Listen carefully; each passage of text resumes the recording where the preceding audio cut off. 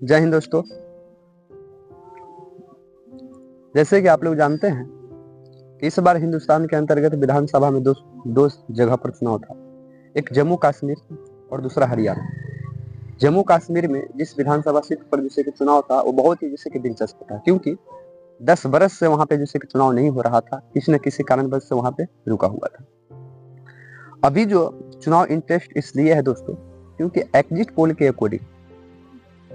वहां पे कहीं न कहीं दैनिक भास्कर के अनुसार हम बता रहे हैं कि बीजेपी को, दैनिक भास्कर का जैसे कि एग्जिट पोल है उसके अनुसार बीजेपी को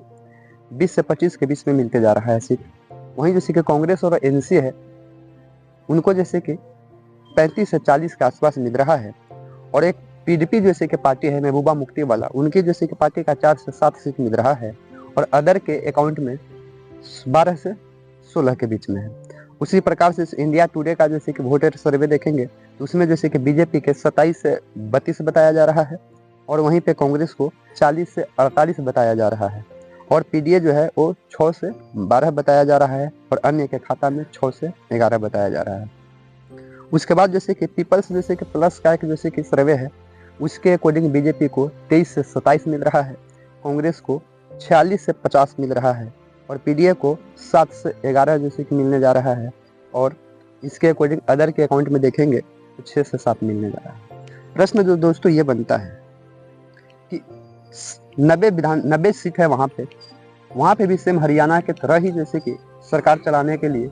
45 प्लस 1 चाहिए, यानी कि 46 चाहिए। डिपेंड ये इस बात का होता है कि एग्जिट पोल जो है वो लगभग रुझान जो है वो सरकार बनते हुए दिखाया नहीं जा रहा है, क्योंकि हमने अभी आपके सामने 3 सर्वे रिपोर्ट रखा, दैनिक भास्कर का, इंडिया टुडे का रखा। इसके अकॉर्डिंग देखा जाए तो कांग्रेस और एनसी का जो गठबंधन है उसके अकॉर्डिंग तो 40 और 48 के बीच में आ रहा है। बाय द वे कहीं जैसे कुछ से कम आता है तो वहां पे सरकार चलाना मुश्किल हो रहा है। ये रुझान जो फाइनली जो रिपोर्ट आएगा उसके अकॉर्डिंग ये जैसे कि पता लग जाएगा कि सरकार वहां पे कौन चलाएगा, क्योंकि 8 तारीख वहां पे भी आएगा। डिपेंड होता है सर कि पिछले बार भी जिससे पीडीए जिस पार्टी का हम नाम दे रहे हैं महबूबा मुफ्ती वाले, उस पार्टी पिछले बार 27 से 28 सीट जैसे कि जीता था पिछले जब चुनाव हुआ था लोकसभा के, जो आज के 10 बरस पहले कर सकते हैं। लेकिन ये बार उसकी जैसे कि सीट कमते हुए दिखा रहा है और 6 से जैसे कि 11 और 12 के बीच में सीट दिखा रहा है। आखिर इतना बड़ा जैसे कि जम्मू कश्मीर के लोग, इतने ब्रांड नेता महबूबा मुफ्ती को आखिर इतना धोखा क्यों दे, यानी कि ये पिछड़ क्यों गए। और बीजेपी जैसा जैसे कि पार्टी जो 370 धारा जैसे कि हटाकर राष्ट्रपति शासन लागू करवाकर और इस बार जैसे कि 2024 के अंत में चुनाव जो करवा रही है और वो जैसे कि समथिंग जैसे कि 25 से 32 की सीट में जीतते हुए नजर आ रही है और माना यह जा रहा है कि बीजेपी जो जीत रही है वो सारी चीज पर लगभग जैसे कि मुस्लिम कैंडिडेट को उतारी। आकाश तो ये लगाया जा रहा था कि बीजेपी को वहां पे जैसे कि बहुत बुरा जैसे कि हार होगा, लेकिन कहीं ना कहीं 370 धारा हटने से और एग्जिट पोल के नतीजा के अनुसार जम्मू कश्मीर के जैसे कि लोग बीजेपी को एज पसंद कर रहे हैं, क्योंकि पिछले के अकॉर्डिंग ये बार जैसे कि बीजेपी का सीट ज्यादा नजर आ रहा है। दरअसल ये ज्यादा दिन की बात नहीं है, एग्जिट पोल के बाद 8 तारीख को रियल जैसे कि पोल आएगा, उसमें जैसे कि हम लोग देख लेंगे कि सरकार किनकी बनती है।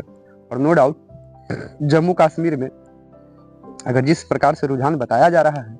उसके अकॉर्डिंग अगर चाहे तो बीजेपी सरकार बना सकती है गठबंधन के साथ, क्योंकि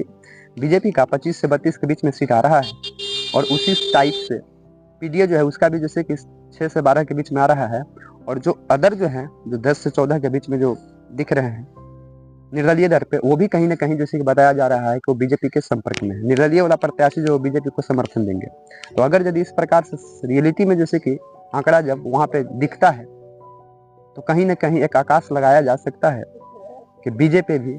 सीएम फेस या जैसे कि गठबंधन के माध्यम से सरकार को चला सकती है। तो इसी के साथ अगर यदि वीडियो आपको पसंद आए तो लाइक सब्सक्राइब और शेयर जरूर कीजिएगा और आप लोग जरूर बताइएगा वहाँ पे जैसे कि सरकार किनकी बनते दिख रही है। जय हिंद।